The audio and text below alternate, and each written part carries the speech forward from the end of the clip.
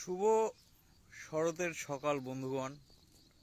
ডিসিসির আরও একটি প্রচণ্ড মহামূল্যবান রিপোর্টিংয়ে কাছে দূরের দেখা অদেখা, জানা অজেনা, অচেনা সকলকে শরতের প্রচণ্ড শরৎকালীন শুভেচ্ছা।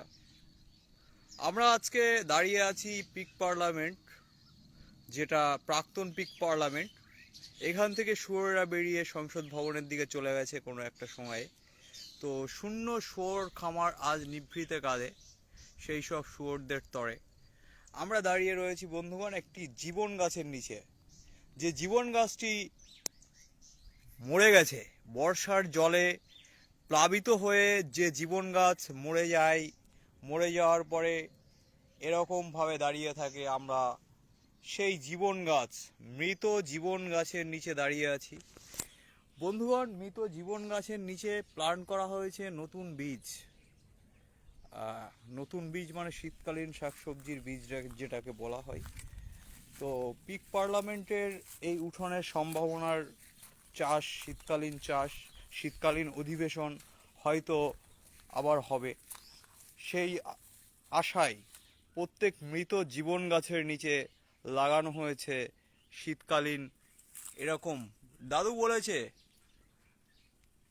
কানেক্টেড থাকতে শিকড়ের সাথে, তাই শিকড়ের খুব কাছে প্লান্ট করা হয়েছে নতুন বীজ, যা অপার সম্ভাবনাময় এক সংসদের দিকে বা পার্লামেন্টের দিকে আমাদের আগামী দিনে নিয়ে যেতে পারে বন্ধুগণ। জীবন গাছ তখনও মৃত। 2 নম্বর মৃত জীবন গাছ দেখার পরে আপনাদের 3 নম্বর মৃত জীবন গাছের কাছে আমরা নিয়ে যেতে চাই। এই সেই 3 নম্বর মৃত জীবন গাছ, তার পাশে ছায়া সুনিবিড় বট ও অশ্বত্থের যে শাখা প্রশাখা পাতা, তার নিচ দিয়ে ফাঁক ফোকর দিয়ে সূর্যর আলো এরকমভাবে চকমক চকমক করে প্রবেশ করে বন্ধুগণ। আপনারা দেখতে পাচ্ছেন সেই প্রচণ্ড শুয়োর খামারের পিক পার্লামেন্টের আপডেট।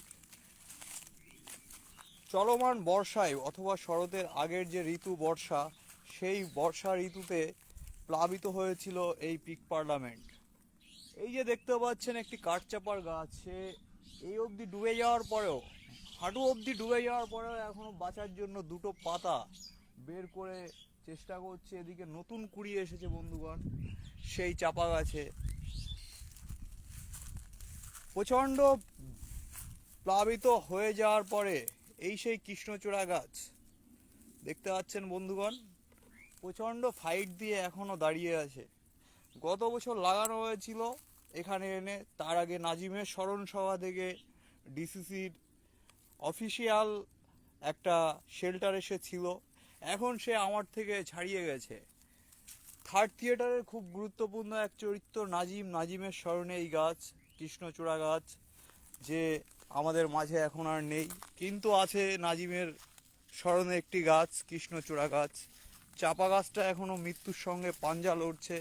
এখানে লাগানো হয়েছিল একটা ছাতিম গাছ, যা বর্ষার জলের ধাক্কা সহ্য না করতে পেরে বিদায় নিয়েছে বন্ধুগণ।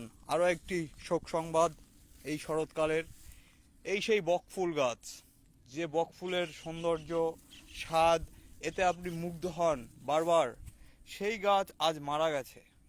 এই গাছের সাথে অনেক কথা আমি বলেছি, গাছে উঠেছি, বসে থেকেছি, আজ সেই বকফুল গাছ মৃত। পলাশ পলাশ স্যার, ওইদিকে পলাশ স্যার প্রচণ্ড ফাইট দিয়ে এখনো বেঁচে রয়েছে। পিক পার্লামেন্টের কলমি শাকগুলো বিভিন্ন জায়গায় দুর্বা ঘাসের মধ্যে দিয়ে, কচুরিপানার জঙ্গলের মধ্যে দিয়ে তারা বেয়ে বেড়াচ্ছে।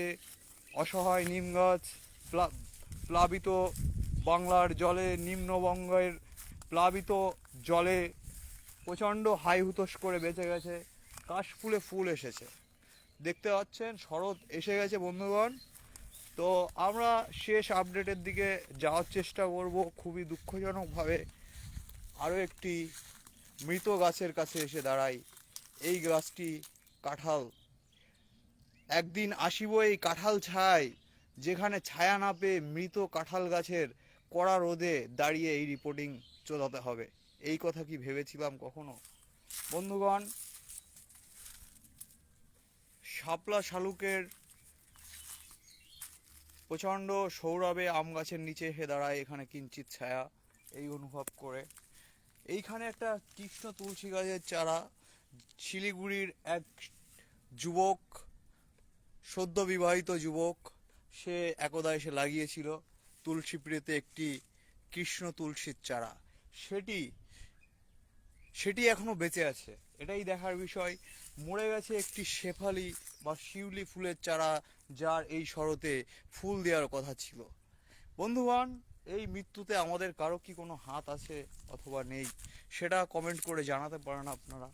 রঙ্গন গাছটা পুরোটাই ডুবে গেছিল বন্ধুগণ, তারপরেও বেঁচে আছে। তো চলমান সংকটে যে যেখানে যেভাবে ডুবে আছেন, ভাববেন না ডুবে যাওয়াটাই শেষ কথা। ডুবার পরেও আর কি জীবন আছে।